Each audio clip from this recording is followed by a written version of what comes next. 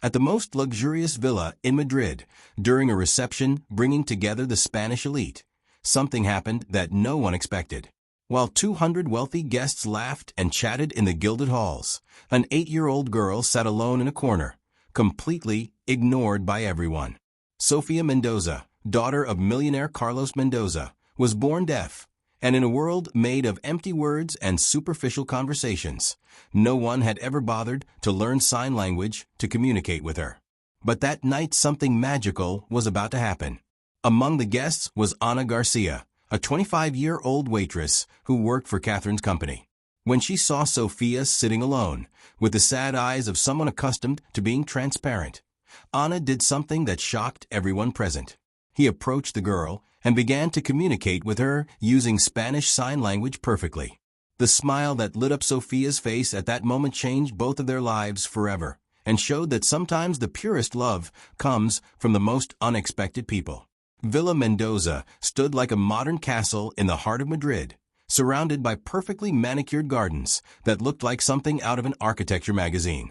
That October night, the halls were illuminated by crystal chandeliers that cast golden reflections on walls decorated with priceless works of art. Carlos Mendoza, 52, had organized one of his famous receptions to celebrate the acquisition of a new technology company. 200 guests from the most select Madrid moved elegantly through the rooms. Businessmen, politicians, aristocrats, all dressed in designer suits and jewels that cost more than a house. The conversations intertwined in a constant murmur of business, gossip, and superficiality. Waiters in black and white uniforms served champagne, Dom Perignon, and canapés prepared by the city's best chefs. Carlos Mendoza was in his element, tall, distinguished, with perfectly combed gray hair and a tailored suit that emphasized his imposing figure, moving among the guests with the authority of someone who had built an empire from scratch. Mendoza Holdings controlled sectors ranging from real estate to technology, from telecommunications to media. He was one of the richest and most powerful men in Spain, respected and feared in equal measure. But amidst all that splendor and richness, there was one presence that went completely unnoticed.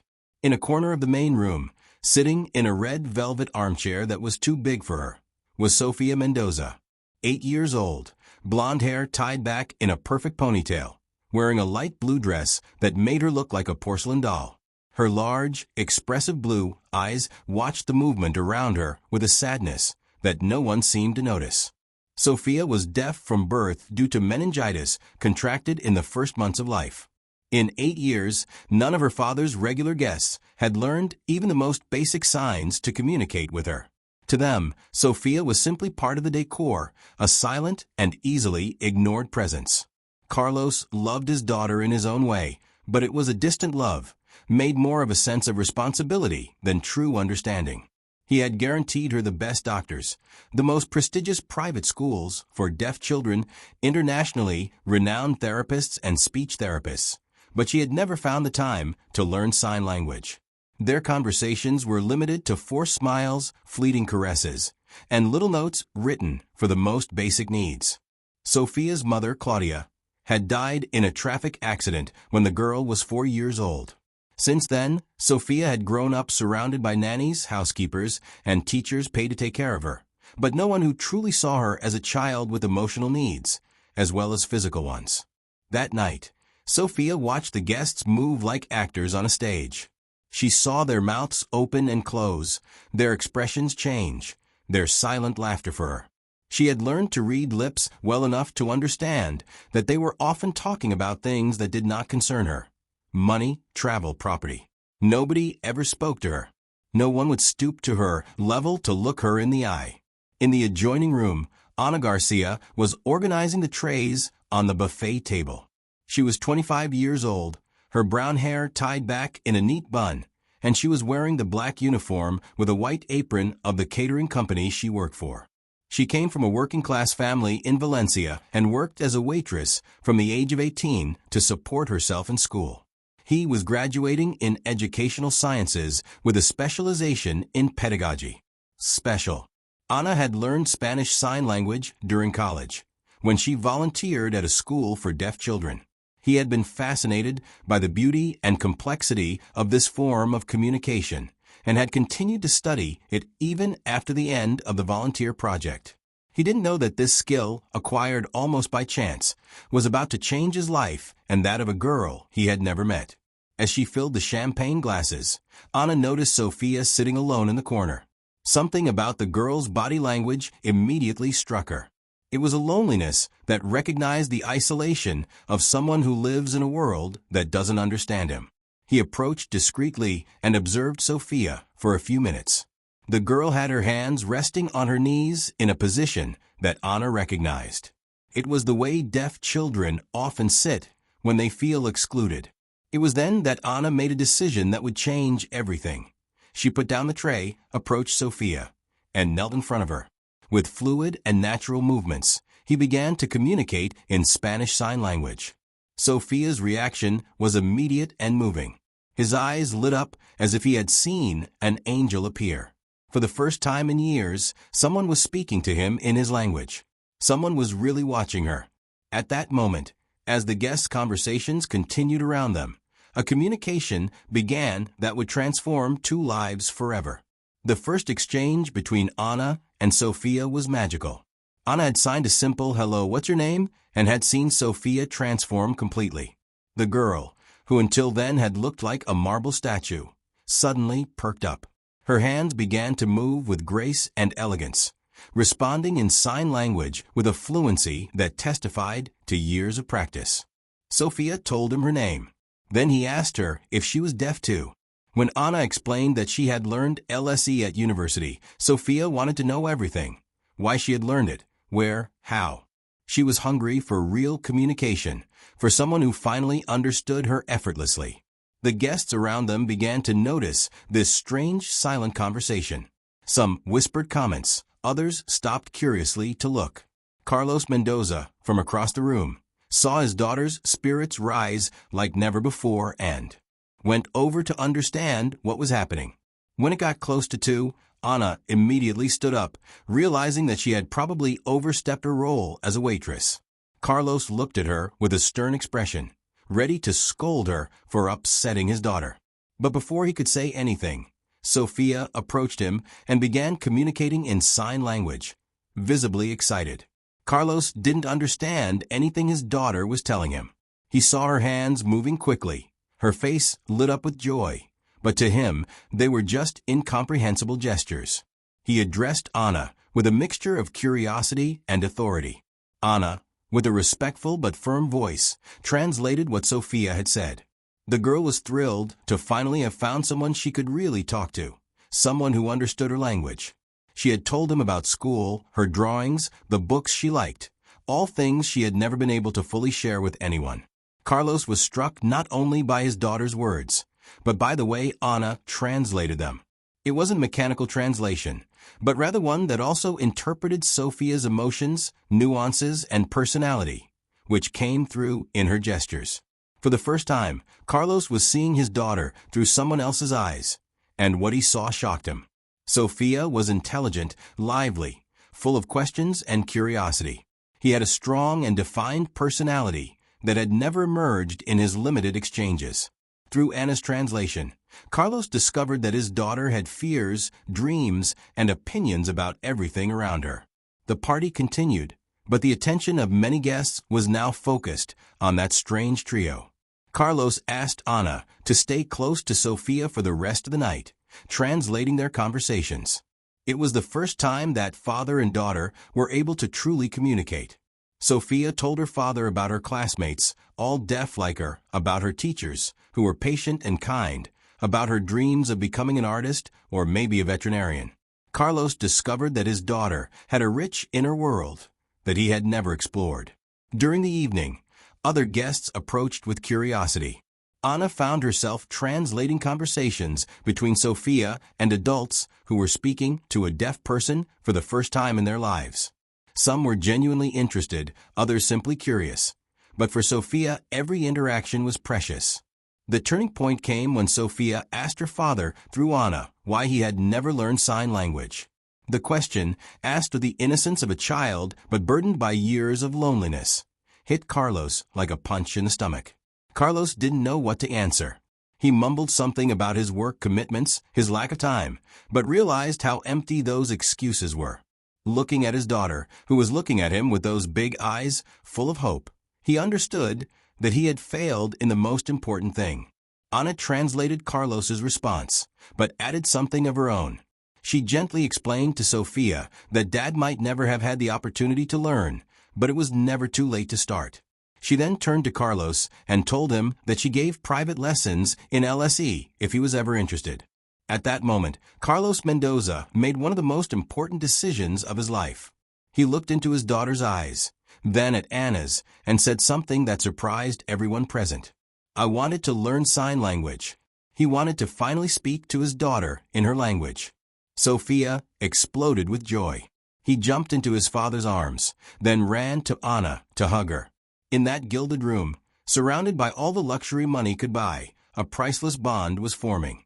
That of a father who wanted to rebuild his relationship with his daughter, and a young woman who had opened a new world to them. The party was over, but for Carlos, Sophia, and Anna, a story that would change their lives forever had just begun. The following week, Carlos contacted Anna, proposing that she become a private tutor for him to learn sign language. The agreement called for daily lessons at the villa, with Sophia always present in the learning process. The first lessons were held in the Villa Mendoza library. Carlos felt clumsy as he tried to move his hands in gestures he hadn't mastered. His fingers, accustomed to signing multi-million-dollar contracts, seemed rebellious when it came to speaking visually. Sophia showed infinite patience with her father, gently correcting him, showing him the correct movements, laughing at his concentrated expressions. It was a role reversal. The girl who taught the adult. Anna watched these exchanges with growing excitement. I saw Carlos grovel before his daughter in order to communicate with her, and I saw Sophia blossom, becoming more confident and happy. But the lessons went beyond sign language. Carlos discovered that Sophia had a subtle sense of humor. He loved drawing fantasy creatures. I dreamed of traveling the world. Anna became the bridge between Carlos's business world and Sophia's imagination. As the weeks passed, Carlos changed his priorities. He delegated some business to have more time. She began participating in Sophia's school events, meeting other parents of deaf children. The village was transformed from a quiet and formal place. It became lively, full of deaf children playing and communicating naturally in their visual language. The turning point came one December afternoon. Carlos found Sophia crying in her room with a torn drawing. Are you enjoying this story? Leave a like and subscribe to the channel. Now, we continue with the video. A friend had told her that her father didn't really love her, otherwise he would have learned the language sooner. Carlos sat next to Sophia and for the first time managed to tell her in sign language that he loved her more than anything in the world. Sophia threw herself into his arms, crying tears of joy. For the first time he had heard his father say, "I love you" to him in his language. That day Carlos realized he was learning much more than sign language. I was learning to be a father. As Carlos and Sophia rebuilt their relationship, something unexpected grew between Carlos and Anna. At first it was professional esteem, but over the months, it transformed into something deeper.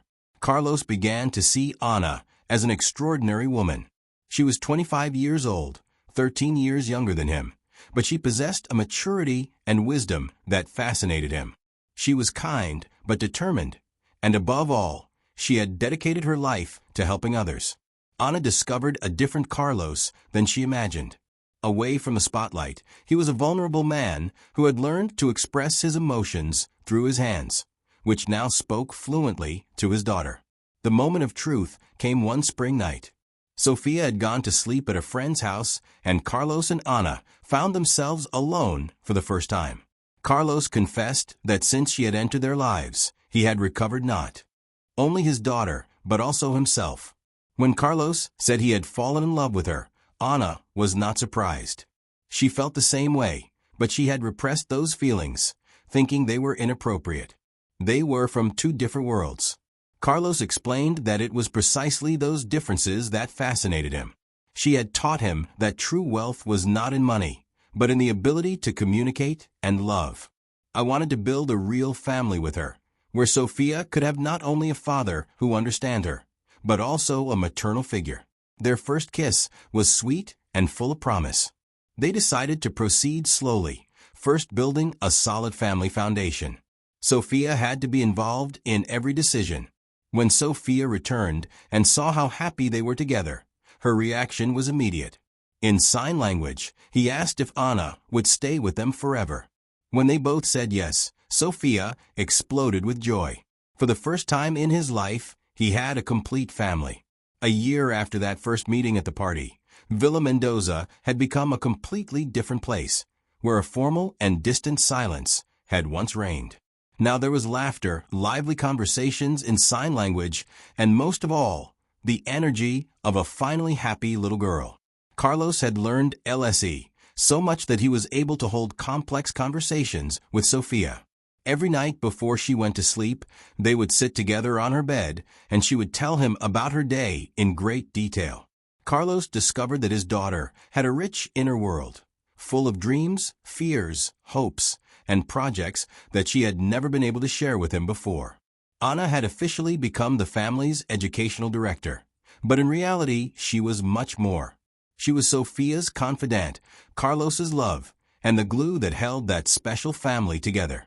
She had quit her job as a waitress and dedicated herself completely to her mission, helping families with deaf children communicate better. With Carlos's money and connections, Anna had founded a training center for parents of deaf children. In just a few months, the Sophia Center had become a point of reference for the entire community of Madrid. Anna taught sign language courses, organized family gatherings, and above all, helped parents overcome the feelings of guilt and confusion that often accompanied the discovery of a child's deafness. Sophia had become the center's little ambassador. She often participated in parent meetings, showing them how normal and happy a deaf child's life could be with a family that understood her.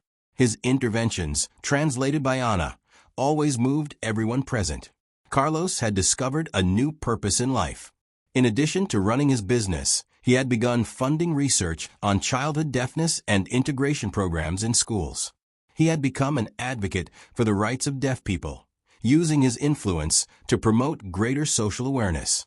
The marriage proposal came in a way only Carlos could have imagined. During one of the Sophia Center's charity events, in front of 200 people, including many families with deaf children, Carlos took the stage and gave his speech entirely in sign language.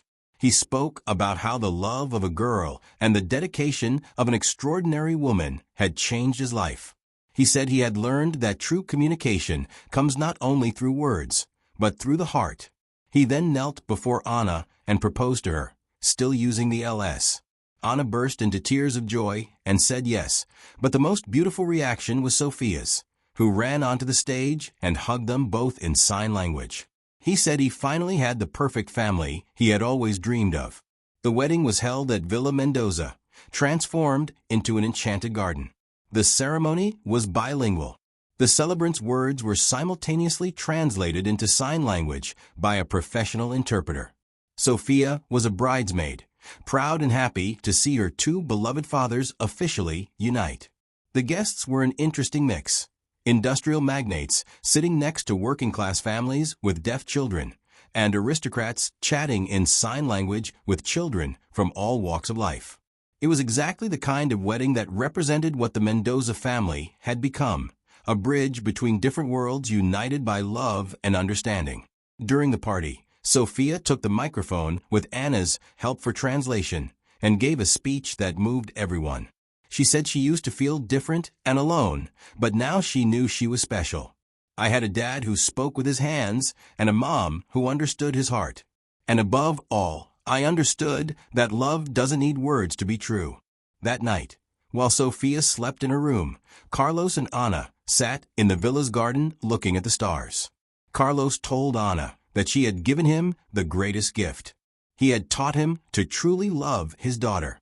Anna replied that he had shown her that dreams can come true when you are willing to change for the people you love. A true family was born, founded not on blood, but on love, understanding, and mutual respect. Sophia finally had the parents she deserved. Carlos had discovered what it meant to be a real father, and Anna had found her place in the world. 5 years after that first meeting at the festival, the Mendoza family had become a symbol of hope for thousands of families throughout Spain. Sophia, now 13, had grown into a self-confident young woman, brilliant at school and passionate about art. His paintings, in which he depicted the world through colors and shapes that expressed what words could not say, had been exhibited in a charity exhibition that raised funds for the Sophia Center. Carlos had learned to perfectly balance the roles of father and businessman. Every morning before heading to the office, I had breakfast with Sophia and Anna, and their sign language conversation had become as natural as breathing. He had sold some of his less profitable companies to focus on projects with positive social impact, especially those related to the inclusion of people with disabilities. Anna had become one of the most respected experts in special pedagogy in Europe. The Sophia Center had expanded to other Spanish cities, and she traveled frequently to give lectures and train other educators. But her greatest pride remained Sophia, the girl who had made her feel useful for the first time in her life. The family had also welcomed a new member, Diego, a deaf 6-year-old boy, whom Carlos and Anna had adopted after his parents died in an accident. Sophia had been excited to have a little brother and had taken care of him with the dedication of a perfect older sister. Villa Mendoza had become a meeting place for Madrid's deaf community. Every weekend they organized events, birthday parties, and dinners where families with deaf children could gather and share experiences. Carlos had special lights installed that would turn on to attract attention instead of traditional sounds, and he had mirrors placed in strategic positions to allow sign language conversations even when people couldn't see each other directly. One day, while watching Sophia play in the garden with Diego and other deaf children, Carlos realized how much the meaning of the word wealth had changed in his life. Before, I measured everything in terms of revenue, profits, acquisitions.